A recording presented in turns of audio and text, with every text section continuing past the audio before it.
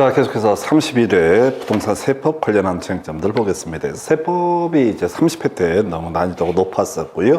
그 다음에 31회 시험에서는 조금 난이도가 낮아지게 됩니다. 그래서 시험의 당락을 다루는 어떤 걸림돌이 되지는 않았을 것으로 보여집니다. 그래서 제일 먼저 문제 가볼까요? 재산세, 과세, 표준, 세율 등에 관한 설명, 옳은 것을 모두 고르시오 해서 간단한 문제죠. 그래서 지자체장 조례가 정하는 바에 따라서 표준 세율의 100분의 50의 범주 내에서 이 재산세율을 가감할 수 있고요. 이 가감된 세율은 그 해 한 해만 적용이 되죠. 그래서 틀리게 구성이 된 거, 기억번은 틀리게 나왔고요.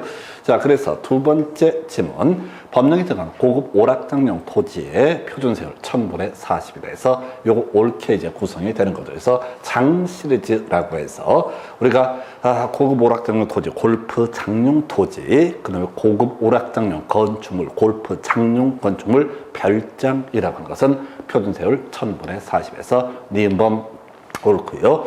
주택의 과세 표준이라고 하는 것은 시가 표준액 곱하기 100분의 60에서 공정시장 가격별, 즉 100분의 60이라고 하는 거에서 옳게 구성을 하고 있습니다. 해서 이건 좀 간단하게 이제 구성이 됐던 그런 문제가 되겠고요. 옳은 것은 니은과 디귿에서 답은 4번으로 구성을 하게 됩니다. 그래서 간단한 문제. 자, 그 다음 문제 가서 살펴보겠습니다.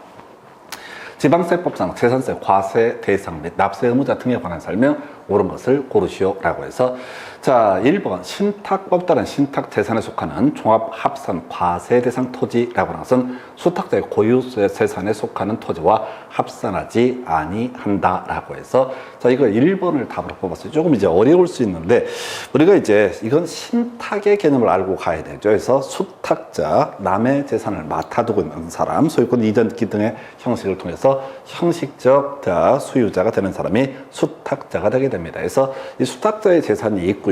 종합합산이 따로 있습니다. 근데 지금 이제 신탁을 받은 재산이라고 하는 것도 종합합산이다. 그러면 각각 별개의 문제이기 때문에 자, 두 개 합산하지 아니한다. 해서 좀 어려웠는데 답은 등기법에 관한 내용을 소화를 하게 되면 쉽게 이해할 수 있는 주제가 아닌가 싶습니다. 그래서 이게 제가 6과목을 다 이렇게 한꺼번에 가르쳐 드리고는 있는데 결국은 법 6개, 뭐 이제 학개론까지 하면 좀 그렇긴 한데 하여튼 6개 과목이 자유자재로 이렇게 왔다 갔다 할 수 있게 숙달되는 게 필요합니다. 답은 1번이고요. 2번 토지와 주택에 대한 재산세 과세 대상. 자, 종합합산, 별도합산, 분리과세. 틀렸죠? 토지만 이렇게 3개로 대별돼 보이게 됩니다. 그래서 2번 틀렸고요. 3번 국가가 선수금을 받아서 조성하는 매매용 토지로서 사실상 조성이 완료된 토지의 사용권을 무상으로 받은 사람, 이 사람 매수 계약자가 얻었다. 납세 의무가 있던데 없다 해서 틀리게 뽑았고요.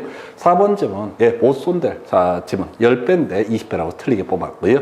5번 재산세 과세 대상인 건축물의 범주에 주택을 포함하는 틀렸죠. 재산세 과세 대상은 토지, 건물, 그리고 주택, 그리고 항공기와 선박 요 정도가 과세 대상이 되게 된다. 그래서 자, 5번도 틀리게 해서 답은 1번. 자, 약간 어렵긴 했는데 뭐 그렇게 등기법에 관한 내용이 조금만 소화가 돼 있으면 쉽게 맞출 수 있었던 문제 이렇게 봅니다. 그래서 그 다음 문제 살펴보겠습니다.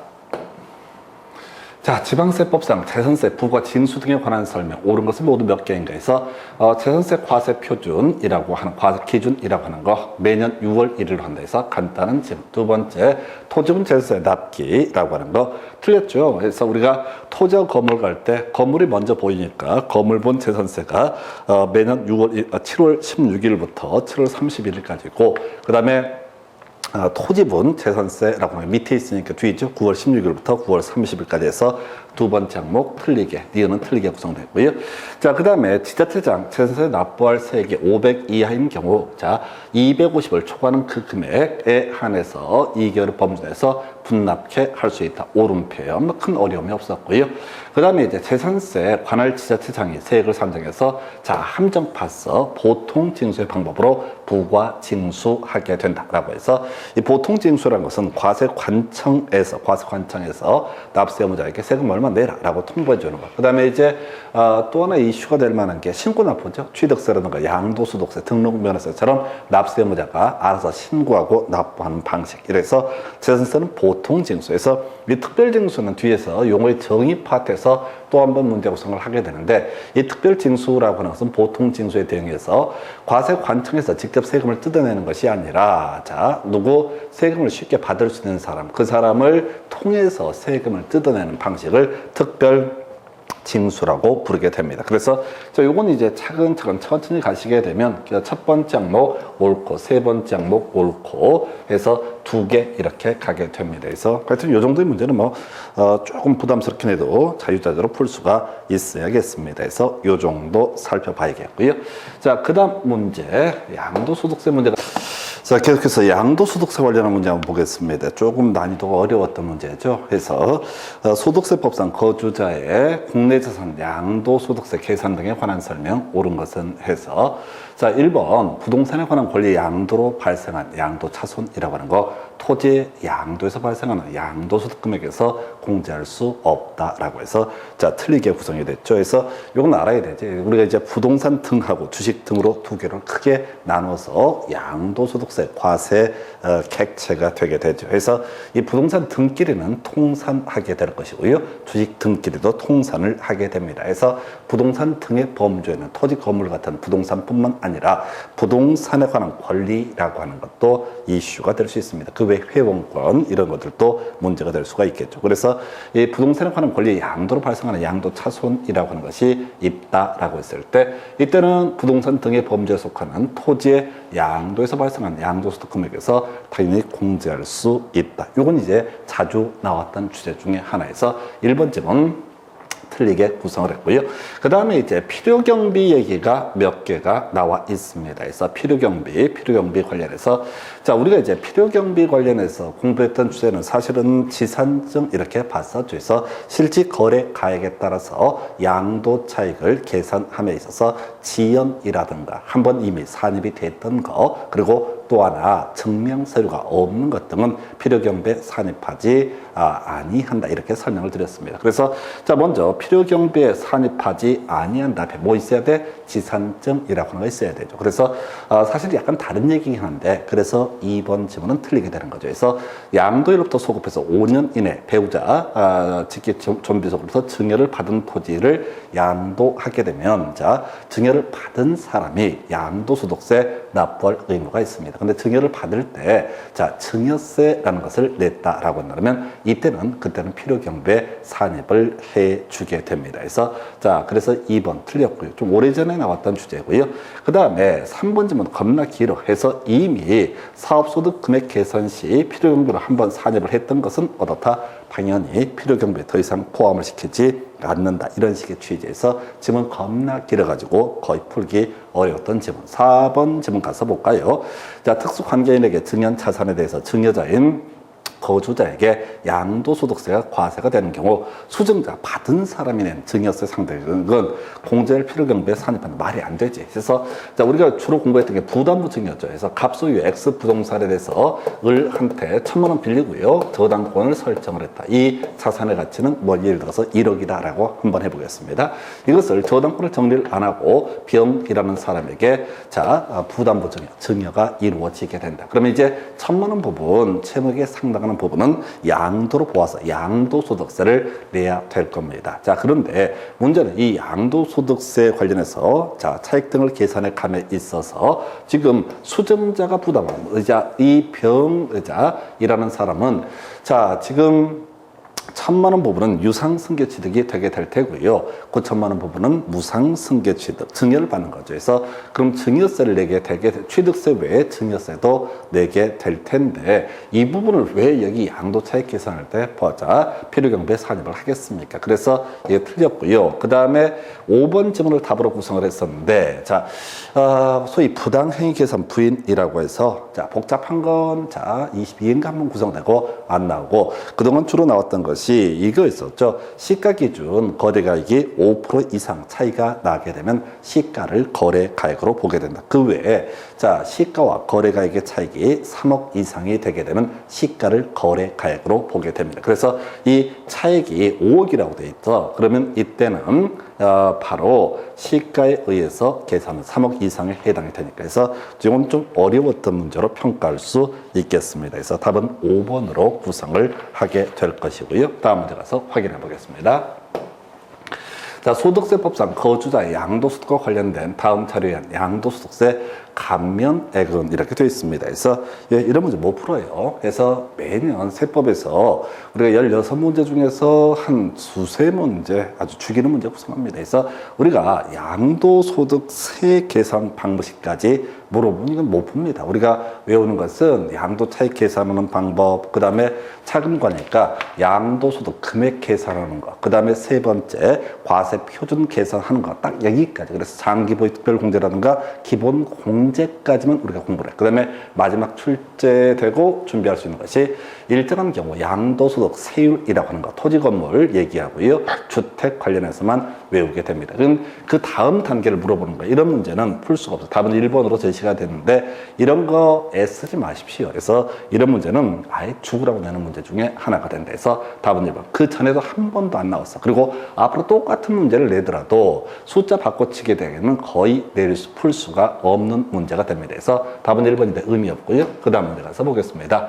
자, 소득세법상 거주자의 국내 토지에 대한 양도소득 과세 표준 세액의 신고 납부 등에 관한 설명 틀린 거에서 자, 그동안 신고 납부 관련해서 주요 이슈가 되는 게 예정 신고해야 된다. 안 하면 가산세 문제가 발생한다. 이런 거 있었고요.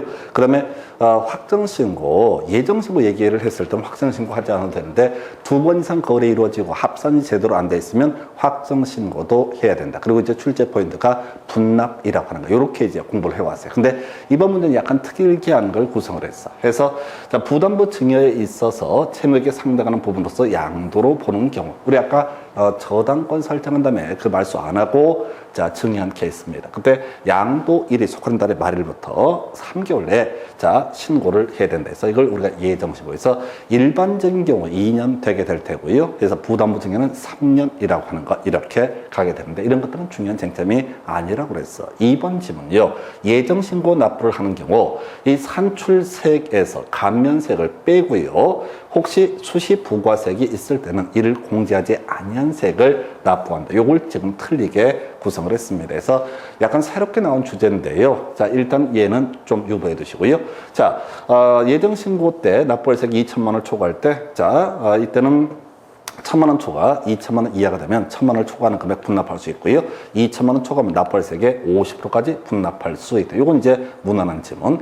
4번, 자, 당해 연도에 누진 세율에 어쩌고 저쩌고 해서 합산해서 신고를 하지 아니했을 때 확정 신고해야 된다. 이건 우리 외우셨잖아. 이미 시험 문제 답이 됐던 주제. 그 다음에 양도 차익이 없거나 양도 차순이 발생하는 경우에도 예정 신고해야 된다. 해서 요렇게 자, 지금 3번, 4번, 5번은 끊임없이 시험에 과거의 답으로도 구성되고 사이드로도 끊임없이 구성되어 왔던 주제. 그래서 자, 지금 여기서 수시 부과세액이라는 개념을 하나 기억을 해야 될 텐데 수시 부과세액은요, 과세 관청에서 봤을 때 얘가 세금을 안 낼 것 같아. 그래서 미리 삥을 뜯어놓은 그 금액을 가리켜서 수시 부과세액이라고 부릅니다. 그래서 예정신고 납부를 해야 되는데 이전에 예정신고 지금 뭐 3개월 내에 예정신고 납부를 하라고 하는데 아, 얘가 국세청 이런 데서 딱 찍히네. 그래서 거래 이루어지자마자 만약에 납부할세액, 예정신고 납부할세액이 뭐 2천만 원이라 한번 전제를 해보겠습니다. 근데 얘는 국세청에서 매일같이 관심을 갖고 있는 애야. 그래서 인간이 믿음이 안 가서 1,000만 원 미리 받아냈다라고 했을 때 이 산출세액에서 감면세액 빼고요. 이미 수시 부과된 세금, 이미 낸 세금이라고 하는 거 요거 공제한 세액을 어떻다 납부를 한다 해서 약간 요거 좀 어려웠어요. 그래서 1번, 2번 싸움 이렇게 아마도 공부를 제대로 하신 분들은 싸움이 됐을 텐데 하여튼 자, 이게 지금 1번 지문 같은 경우 자, 뭐 양도일로부터 3개월 내라든가 또는 일반적인 거래에 있어서는 양도일이 속한 분기의 말일부터 2개월 이런 식으로 과거에 문제 구성이 됐었거든요. 그래서 이런 것들은 유치하기 때문에 답이 되지 않는다라고 해서 예정신고, 확정신고, 분납, 그 다음에 여기서는 이제 예정신고, 납부라고 하는 주제까지 구성을 했습니다. 그래서 최소한 3, 4, 5번은 절대로 찍으면 안 되는 거예요. 자, 그래서 답은 2번. 그 다음 주제 가서 확인해 보겠습니다. 자, 지방세 기본법 및 지방세법상 용어의 정의에 관한 설명 틀린 건, 아, 미친놈들이에요. 별걸 다 내고 난리야. 해서 이미 설명을 드렸던 주제인데요. 보통 징수하고 우리가 주로 공부했던 게 특별 징수, 보통 징수와 두 번째가 신고납부 두 개를 공부했었죠. 그래서 보통 징수라고 하는 것은 과세 관청에서 재산세 얼마 내라, 종부세 얼마 내라 이렇게 세금 부과해서 뜯어내는 것을 보통 징수. 그런데 자, 지방세를 징수할 때 편의상 징수할 여건이 좋은 자로 하여금 일단 징수케 하고 그 징수한 세금을 납부케 하는 것. 이걸 우리가 특별 징수라고 부르게 됩니다. 그래서 답은 1번. 나머지 별 큰 쟁점이 되지 않고요. 5번쯤은 지자체 징수금이라고 하는 것. 지방세, 가산금, 체납처분비를 묶어서 바로 지자체 징수금이라고 하는 것. 이것도 이제 조세 총론 영역에서 과거에 이미 출제가 됐던 사례가 있습니다. 그래서 이거 공매를 통해서 이걸 뜯어낼 때 체납처분비를 제일 먼저 배당을 하고요. 두 번째 지방세, 세 번째 연체료 해당하는 가산금 이런 순서로 징수가 이루어진다. 이런 것들의 출제 쟁점이 됐었죠. 그래서 답은 1번으로 구성을 하게 됩니다. 그래서 자, 이게 이제 보통 징수라고 하는 거. 자, 이건 우리가 상식적으로 끊임없이 공부해 왔던 주제고요. 근데 시험 문제로 나오게 되면 좀 당황스러웠을 법한 그런 문제가 아닌가 싶습니다. 그래서 어쨌든 난이도가 높지는 않았던 주제가 되겠고요. 그 다음 주제 가서 살펴보겠습니다. 자, 소득세법상 거주자, 해당 국외 자산 양도일까지 5년 이상 국내 주소를 두고 있음이라고 전제를 깔고 있습니다. 이 사람의 양도소득세에 관한 설명, 틀린 것을 고르시오라고 해서 자, 요거는 이제 우리가 주로 공부할 때 그런 식으로 얘기를 했었죠. 그래서 추장미에 관한 조항은 적용을 하지 않는다. 해서 추계 결정이라든가 그 다음에 장기보유 특별공제, 그 다음에 미등기 양도 자산에 관한 조항은 국외 자산의 양도에 따른 양도소득세 계산할 때 적용을 하지 않는다라고 합니다. 그러면 이제 양도 차익을 어떻게 계산하게 되는 거냐라고 했을 때 그냥 자, 기본적으로 실거래가가 원칙이 되게 될 테고요. 실거래가를 확인할 수 없다. 그러면 시가 이렇게 가게 되는 거죠. 그래서 그 다음에 지금 이제 자, 지번 가볼까요? 국외에 있는 권리, 부동산에 관한 권리로서 미등기 양도자산. 자, 이때 이 미등기 양도자산의 양도로 발생하는 소득은 양도소득의 범위에 포함이 되게 된다. 뭐 미등기, 등기는 당연히 양도소득세 내야 된다. 이런 식의 취지가 되겠습니다. 국외 토지에 대한 국외 토지 양도에 대한 양도소득세를 계산하는 경우 장기 보유 특별공제 공제하지 않는다 해서 추장미에 해당이 되게 되죠. 그 다음에 답은 쉬웠어요. 양도 당시 실거래가가 확인되지 않았을 때 평가액을 양도가액으로 적용한다 해서 틀렸죠? 시가라고 하는 거에서 답은 3번. 자, 상대적으로 쉽게 구성이 되었고요. 기본 공제는 적용하죠. 그래서 해당 과세기간에 다른 자산의 양도가 없었을 때 국외 토지 양도에 대한 양도소득이 있는 거주자에 대해서는 기본 공제 250만 원, 연 250만 원을 공제를 하게 된다라고 해서 옳은 표현. 자, 5번. 자, 지금 뭐 이건 버립시다 해서 답은 3번으로 구성하고 그저 논의 쟁점 추장미 해서 실거래가 없으면 국내 자산의 양도에 있어서는 추계 결정의 문제가 발생하는데 그거 아니다. 여기서는 이제 시가라고 하는 것 좀 쉬운 것을 가지고 구성을 했었죠. 그래서 이 문제 답은 3번 이렇게 구성합니다. 그 다음 주제. 자, 지방세법상 2020년 납세 의무가 성립하는 지역자원 시설세에 관한 설명 틀린 것. 자, 이 지역자원 시설세는요, 지금 처음 나왔죠. 그래서 버리는 문제입니다. 그래서 답은 4번으로 구성이 되어 있습니다. 지방세법 따라 재산세가 비과세되는 건축물에 대해서 지역자원 시설세 부과되지 않는다. 그래서 이 지역자원 시설세는 보유 단계에서 내는 세금이다. 이런 조세 총론 파트에서 이렇게 논의가 되고요. 그래서 이런 것들을 쫓아가시면 안 됩니다. 그래서 가끔 제가 최근 7년 사이에 우리가 주로 공부하는 세목이 아닌 세목을 가지고 출제했던 것이 뭐가 있어요? 지방소득세가 한 문제가 구성이 됐어요. 근데 그거 시험에 나왔다고 해서 그 모질이들처럼 지방소득세를 또 뒤지게 공부를 해요. 있는 거나 잘하자. 있는 거나 매년 내는 거나 잘하자. 이게 제 주장이에요. 그래서 이 문제는 답은 4번인데 의미 없는 문제에서 오늘 세법 중에 두 번째 문제 완전히 버리는 문제 설명을 드렸습니다. 그래서 그 정도까지. 그 다음 주제. 자, 소득세법상 거주자의 국내 소득 1세대 1주택인 고가주택의 그 양도소득세에 관한 설명 틀린 것을 고르시오라고 해서 자, 일단은 1세대 1주택이라 할지라도 고가주택이 되게 되면 양도소득세 과세 대상이 되게 되죠. 그래서 1번 질문, 거주자가 2019년 취득 후 계속 거주한 법령에 따른 고가주택을 2020년에 양도하는 경우 장기 보유 특별공제 대상이 되지 않는다. 쉬운 거죠. 그래서 2019년에 취득했다, 2020년에 팔아먹었다. 그럼 보유기간 3년 안 됩니다. 그러면 장기 보유 특별공제는 적용되지 않는다라고 해서 1번 오른편. 2번 고가주택 기준시가 9억을 초과하는 주택을 말한다 해서 자, 요거는 이제 어려웠어요. 답은 2번이 되게 될 텐데 9억까지는 누구나 다 외워. 그런데 이게 실거래가냐 기준시가냐 했을 때 당연히 실거래가를 기준으로 봅니다. 그래서 양도소득세라고 하는 것은요, 개념상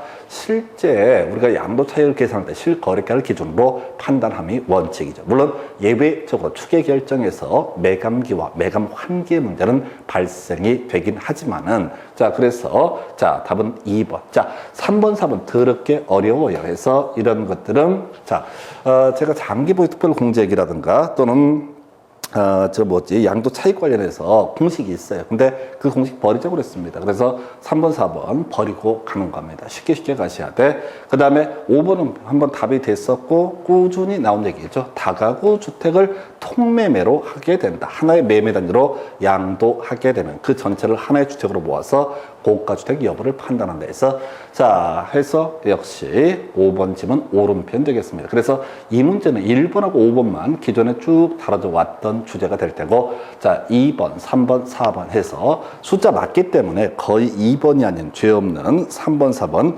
요행수로 찍으려고 하셨을 겁니다. 그러시면 안 됩니다. 그래서 하여튼 우리가 시험 문제를 접근해 갈 때 가끔 어려운 문제는 틀려도 무방하거든요. 근데 상대적으로 쉬운 문제 어떻게 해야 된다? 맞춰야 돼. 근데 쉬운 문제인데 정확하게 암기를 안 하고 있어. 왜? 아무도 실거래가, 기준시가 이런 생각을 안 하거든. 그래서 이건 너무나 당연해서 그런 겁니다. 양도소득세는 실제 거래된 가액을 기준으로 해서 양도 차익을 계산하기 때문에 당연히 실거래가 기준 9억이라고 초과 이렇게 이걸 우리가 고가주택이라고 부릅니다. 그래서 막상 문제로 나오면 대단히 당황스러울 지문. 그래서 실제 시험장에 가실 때 제가 항상 드리는 얘기가 그래도 한 번쯤 봤던 애를 찍어야 된다라고 하는 거. 그래서 3번, 4번은 오히려 보면 독이 되는 그런 이슈가 되겠습니다. 그래서 그 다음 주제.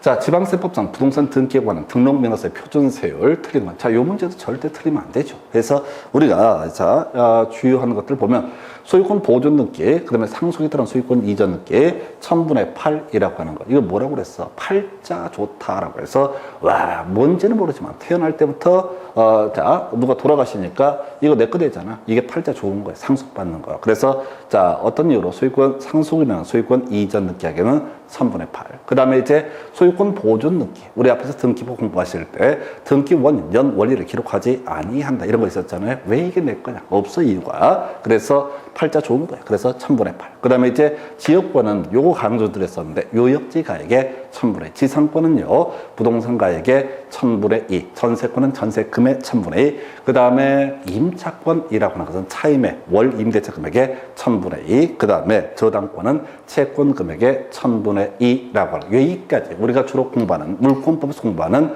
이 물권에 대해서만 외우시면 돼. 그래서 답은 가처분 이렇게 갑니다. 그래서 가처분이라든가 가압류라든가 경매 신청 관련해서는 이 채권 금액의 1000분의 1. 그런데 공부 좀 하신 분들 입장에서는 무슨 가처분, 처분금지 가처분하는 게 무슨 채권 금액이냐. 그런데 그냥 그렇다는 겁니다. 법에서는 채권 금액이라고 하는 거. 그리고 특례 조항을 둬요. 채권 금액이라고 써 있는데 채권 금액이 없을 때는 부동산 가액을 의미한다. 이런 식의 해석이 나옵니다. 근데 법대로 이제 구성을 가야 되는 거니까 바로 답은 2번 이렇게 구성을 하게 됩니다. 그래서 이 문제도 우리가 이제 정규 강의 등에서 누차 강조 드렸던 주제 이렇게 되겠습니다. 근데 이제 하여튼 시험이라는 게 막상 시험장에 들어가게 되면 다 공부했던 걸 잊어버리니까 그게 좀 문제가 되기는 합니다. 그래서 하여튼 등록면허세 이렇게 한 문제 보셨고요. 하나 더.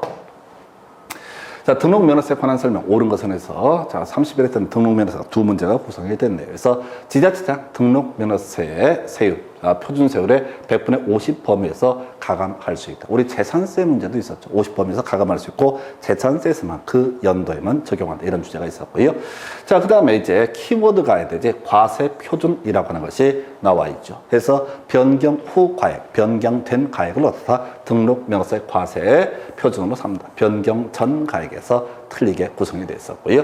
3번, 자, 부동산 등록에 대한 신고가 없는 경우 시가 표준액의 100분의 10을 과세 표준으로 하게 된다. 과세 표준이라고 하는 것은 한 가지만 기억하자고 그랬어요. 변경된 가액, 변경 후 가액이라고 하는 것. 자, 그 다음에 요건 이제 기자, 시가 표준액을 등록면에서 과세 표준으로 삼는 경우인데 모르는 거 두려워하시면 안 돼. 자, 여러분들이 공부해 가시는 과정에서 앞으로 공부하실 분들 모든 질문을 다 소화하려고 하지 마. 그냥 답은 다 정해져 있으니까. 그래서 3번, 자, 틀렸고요. 4번, 지목이 묘지인 토지에 대해서 등록면허세 부과하지 않죠. 그래서 등록면허세 부과하는 거 취득세 내버린 경우, 자, 등록면허세 부과하지 않는다. 그게 제일 어려웠었고, 그 다음 두 번째가 묘지하고 국가 지자체 등 관련한 등기는 등록면허세 부과하지 아니한다. 그 다음에 납세지, 부동산의 소재지, 지방세니까 이게 되고요. 등록면허세에서만 등록권장의 소재지를 납세지로 삼는 경우도 있다 해서 답은 5번. 그래서 이것도 자주 나왔던 주제 되겠습니다. 그래서 시험 문제 답은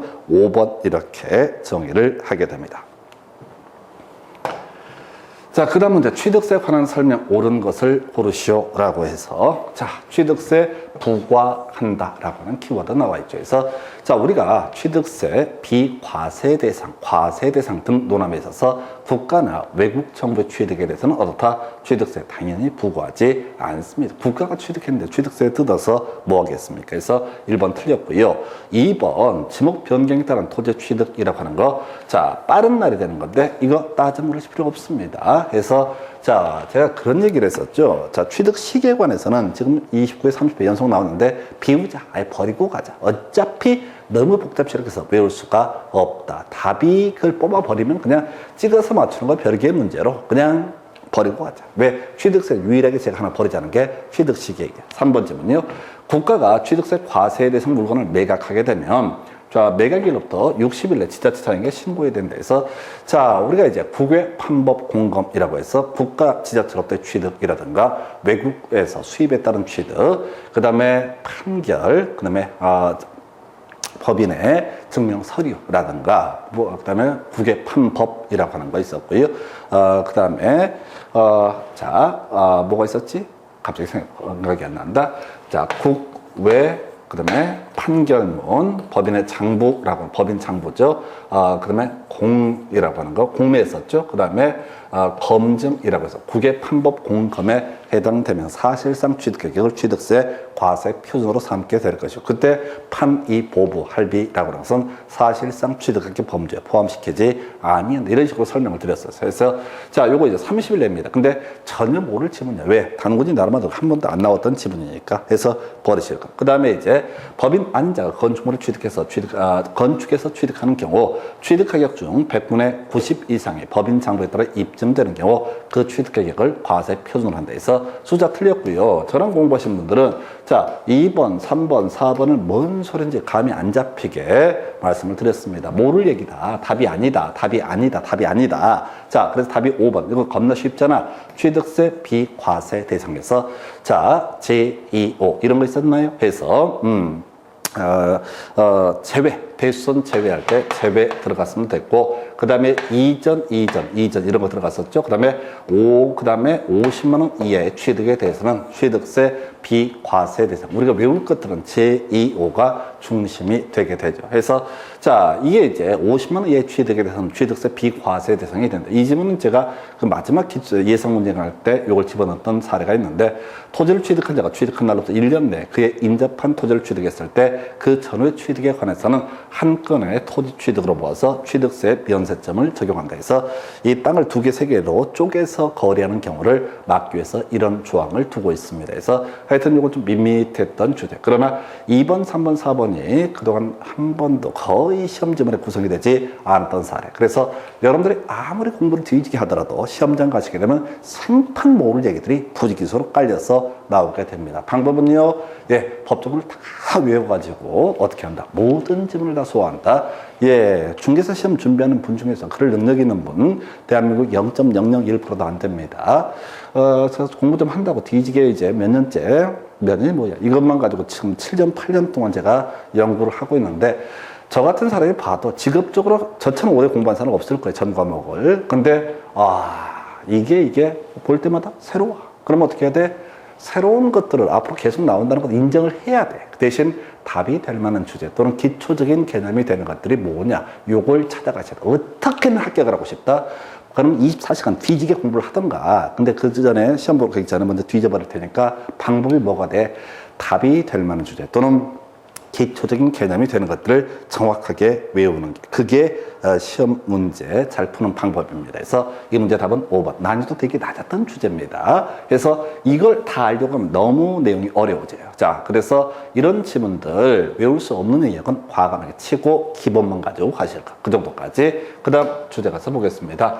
자, 소득세법상 거주자의 부동산 관련된 사업 소득 등에 관한 설명, 옳은 것을 고르시오라고 되어 있습니다. 그래서 자, 바로 종합소득세에 관한 주제가 되겠습니다. 우리가 외웠던 주요 이슈들 이런 게 있었죠. 이 종합소득세 관련해서요, 지역권, 지상권 나오게 되면은 이건 기타 소득이고, 나머지 뭐 부동산 관련한 소득은 모두 사업소득으로 해석을 하게 된다라고 하는 것. 이런 것들 기준 강조 삼았었고요. 자, 이 종합소득세, 주택 임대소득에 있어서의 비과세 대상이라고 해서 과세 기간 종료 기준이라고 하는 것이 이슈가 될 텐데, 국내 소재 기준시가 9억 이하의 1세대 1주택 소유자의 주택 임대 소득에 대해서는 비과세. 그럼 국외 자산에 대해서 양도소득 등은 당연히 어떻다? 주택 임대 소득은 종합소득세 과세 대상이 되게 된다. 이런 식의 지문들 이미 나왔었죠. 1번 지문. 국외 소유자는 주택 임대 소득은 무조건 어떻다? 과세 대상이 되게 된다. 다음에 중요한 거 나왔다. 지역권 나와 있죠. 지역권을 통해서 발생한 소득은 사업소득이 아니죠. 부동산업에서 발생한 소득이 아니라 이건 기타 소득으로 분류합니다. 여기까지는 이제 기존에 쭉 나왔던 주제. 3번 지문. 부동산 임대업에서 발생한 사업소득의 납세지, 부동산의 소재지 틀렸지. 종합소득세는 뭐가 된다? 자, 국세이기 때문에 바로 주소지가 납세지가 되게 된다. 그래서 자, 요 세 가지 다 기본적인 맥락에 관한 주제. 4번 잘 모르겠고요. 5번. 자, 주거용 건물 임대업에서 발생한 결손금이라고 하는 거. 과세 표준을 계산할 때, 종합소득 과세 표준을 계산할 때 당연히 공제를 해주게 되죠. 그래서 이 종합소득이라고 하는 것은 퇴직소득이나 양도소득을 제외한 나머지 6개 소득에서 발생하는 소득에 대해서 과세가 이루어지게 됩니다. 그런데 주거용 건물 임대업 하다가 어떤 이유가 있어서 자, 세가 안 나가고 결손금이 발생을 했다. 그럼 당연히 그만큼 빼주게 된다. 이것도 이미 기출문제에서 다뤄진 주제입니다. 그래서 이 문제를 분석을 해보게 되면 1번, 2번, 3번, 5번은 이미 최근 7년 사이에 이미 다뤄졌던 주제예요. 그래서 답은 4번. 답을 맞추기는 어려웠어. 이건 나머지 4개를 가지고 풀어야 될 쟁점이죠. 그래서 국내 소재는 논밭을 작물 생산에 이용케 함으로써 발생하는 사업소득, 소득세 과세하지 아니한다라고 해서 시골에서 농사 짓는 분들, 예, 종합소득세 그 부분, 자, 논밭에서 자, 작물을 키워서 얻게 되는 소득에 대해서는 비과세가 되는데 이건 따로 4번을 외우는 게 아니라 1번, 2번, 3번, 5번을 숙달하는 것이 필요하다. 이렇게 평가를 하게 됩니다. 그래서 답은요, 4번 이렇게 보십니다. 그 다음 문제 검토해 보게 되면요. 종합부동산세에 관한 설명 틀린 것을 고르시오. 과세 기준을 매년 6월 1일 이렇게 돼 있습니다. 요건 이제 간단한 주제죠. 그래서 그동안 문제에서는 대부분이 주택분 종부세 관련해서 쟁점을 삼아냈던 것이고요. 이 주택분 종부세 관련해서 공제라고 하는 것을 주요 출제 포인트로 삼아놨습니다. 그래서 기본 공제, 이미 부과된 재산세액이라고 하는 거, 이것은 바로 기본 공제가 됐었고 1세대 1주택 60세 이상 5년 이상 보유했을 때, 자, 연령별 공제, 보유 기간별 공제 이런 것들이 주요 이슈가 됐는데 지금 31회 때 문제는 토지분 종부세를 드물게 출제가 이루어졌습니다. 근데 자, 기본 출제 맥락은 똑같아요. 종합부동산세 납세무자가 비거주자인 개인으로서 국내 사업장이 없고 국내 원천소득이 발생하지 아니하는 1주택을 소유한 경우 주택 소재재를 납세자로 정한다 해서 원래 자, 종부세는 국세니까 주소지가 납세지가 돼야 될 텐데 이 사람이 이런 특수한 경우가 되면 주택의 소재지가 납세지가 된다 해서 자, 옳은 표현 되겠습니다. 자, 좀 당황할 지문이고요. 과세 기준 현재 토지분 재산세 납세 의무자로서 자, 지금 국내 소재는 종합 합산 과세 대상 토지 공시가격을 합한 금액이 5억을 초과할 때 토지분 종부세 납부할 의무가 있다. 예, 옳은 표현. 그 다음에 4번 종합 합산 과세 대상 토지 재산세로 부과된 세액이 세부담 상한을 적용받는 경우 그 상한을 적용받기 전에 세액을 바로 공제하게 됩니다. 요거 이제 지난번 주택분 종부세 나왔던 주제죠. 그래서 자, 기본 공제라고 하는 것 관련해서 기본 공제와 관련해서는 뭐라고요? 세부담 상한을 적용받았다. 만약에 재산세 500만 원 내야 되는데 세부담 상한 적용받아서 400만 원을 냈었다. 그러면 종부세액에서 공제할 금액은 뭐라고요? 500이 아니라 400이라고 하는 거. 세부담 상한을 적용받은 후에 금액을 어떻다 공제를 하게 된다. 그래서 이 문제는 지난번 주택분이냐 토지분이냐 요것만 차이가 있고요. 똑같은 문제가 이미 출제가 된 바가 있습니다. 그래서 자, 그 정도고요. 답은 4번. 5번 관할 세무서장 5일 전까지 납세 고지서 발부해야 된다. 그래서 기본이 보통 징수의 문제다. 이런 의미가 되겠습니다. 재산세도 마찬가지가 될 테겠죠. 기본적으로 납기 개시 5일 전까지 발부한다. 근데 이 5일을 외우고 뭐 이런 게 중요한 게 아니라 이게 보통 징수의 의미를 가지고 있다. 이렇게 생각하시면 좋겠습니다. 그래서 답은 4번으로 구성을 했고요.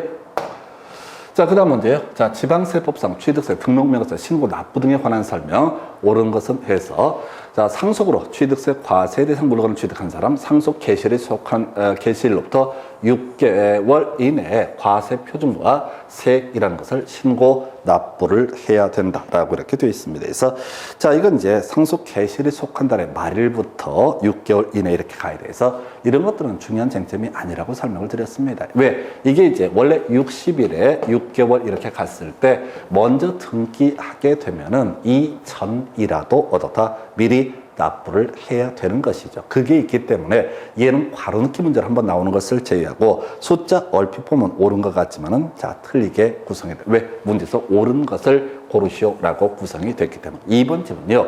취득세 과세 물건을 취득한 후 중과세 대상이 되었을 때 표준세율을 적용해서 산출한 세액에서 이미 납부한 세액을 공제한 금액을 세액으로서 신고 납부를 해야 된다. 그래서 이것도 이미 시험에 기출에 나왔던 지문이죠. 그래서 가산세 제외라고 하는 거. 그래서 이 포함 때문에 틀렸다. 지난번에도 똑같이 해서 이렇게 구성을 했었어요. 자, 그러다 치고 3번 요거 하나 쟁점이 되는 거죠. 지목 변경으로 인한 취득세 납세 의무자가 신고를 하지 않냐고 매각할 때 원래 100분의 80 해서 틀리게 뽑았죠. 원래는 100분의 80입니다. 그래서 원래 100분의 80 여기는 보통 틀리게 뽑아. 100분의 50이다, 100분의 70이다, 100분의 90이다 이런 식으로 해서 틀리게 뽑아. 왜? 예외가 있기 때문에. 지목 변경. 지목이 사실상 변경돼서 그 가액이 증가했을 때 신고하지 아니하고 전매를 했다라고 했을 때 모르고 하는 경우가 많거든. 이런 경우에는 바로 100분의 80이라는 중가산세 등이 문제가 되지 않는다. 이렇게 봐야겠고요. 자, 등록을 하려는 자가 등록면허세 신고 의무를 다하지 않고 납부를 했을 때 이때 이거 틀렸잖아. 자, 무신고 가산세 부과한다. 이것도 지겹게 나오는 거다. 신고하고 납부한 것으로 보기 때문에 무신고 가산세 부과하지 않는다라고 할. 그래서 4번 틀렸고요. 5번 질문요. 등기 등록 관세의 장은 등기 등록 후에 등록면허세가 납부되지 아니했거나 납부 부족을 발견했을 때 시군 구청장에게 다음 달 10일까지 통보한다 해서 뭐 10일이 중요한 쟁점은 아니고요. 자, 이거 보통 징수로 넘어간다라는 취지가 되겠습니다. 그래서 자, 원래 등록면허세 뭘 해야 된다? 신고 납부를 해야 된다. 근데 신고 납부를 똑바로 하지 않았다라고 했을 때 나중에 보통 징수의 문제로 넘어간다 해서 약간 어려웠어요. 근데 여기에 이제 나와 있는 지문들을 보게 되면은 이미 자, 주요 이슈들 다 구성이 됐던 사례가 됩니다. 그래서 이렇게 해서 답은 5번으로 구성을 하게 되는데 자, 올해 31회 시험에서 세법은요 전반적으로 쉽게 구성이 됐어요. 그러나 모든 지문이 쉽다는 얘기가 아닙니다. 중간중간에 막히는 것들이 분명히 있을 거예요. 그러면 앞으로 공부를 해가는 과정에 있어서 그 모르는 것들에 익혀지셔야 됩니다. 그리고 기본만 계속 다져서 가는 식으로 문제를 풀어가는 게 이게 합리적인 공부 방법이 되게 됩니다. 그래서 2차 과목 전반을 묶어서 보게 되면 1차에서 민법이 뭐 작사를 내버렸죠. 사실 민법에서 수많은 수험생이 초토화되어 있을 것 같고요. 그다음에 2차 과목에서는 공법이 장난이 아니게 구성이 됐어. 그래서 저랑 같이 공부하신 분들은 솔직히 몇 개, 뭐 구지신이라든가 공동구역이 있었죠. 그다음에 천문사유 이런 것들 이제 딱딱 찍어서 그 몇 개 맞춰서 어쩌면 이제 숨 넘 돌릴 수 있는 그런 계기가 됐는데 문제는 심리적으로 공법에서 워낙 힘들었을 테고요.